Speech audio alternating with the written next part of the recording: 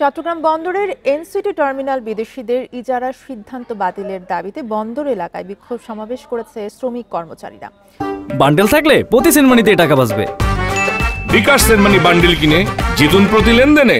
সকালে নগরীর আগ্রাবাদ মোড়ে বিক্ষোভ সমাবেশ করেন তারা। এ সময় নেতারা জানান, বন্দরকে নিয়ে দেশি বিদেশি ষড়যন্ত্র হচ্ছে। বন্দর লাভজনক প্রতিষ্ঠান, নিজেদের সক্ষমতা থাকা সত্ত্বেও বিদেশিদের দেয়া হলে তাতে দেশের কোনো লাভ হবে না বলেও জানান তারা। শ্রমিক নেতারা আরও বলেন, দেশের বন্দর বিদেশিদের দিলে বহিঃশত্রুর হুমকির মুখে পড়বে বন্দর। ইজারা দেওয়ার সিদ্ধান্ত থেকে সরে আসতে সরকারকে আহ্বান জানান তারা।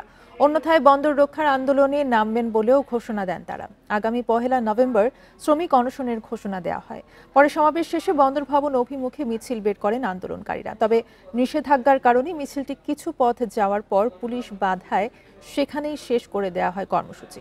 এখন লালদিয়ার শহর আবার ওই টার্মিনাল এরাও তারা দখলে নিতে চাচ্ছে। আমরা এটা হতে দিতে পারি না। শ্রমিকের হাত যদি ঐক্যবদ্ধ থাকে, এই সরকারের পাওয়ার ক্ষমতা নাই, কোন বিদেশির হাতে আজকের এই বন্দর তুলে দিবে।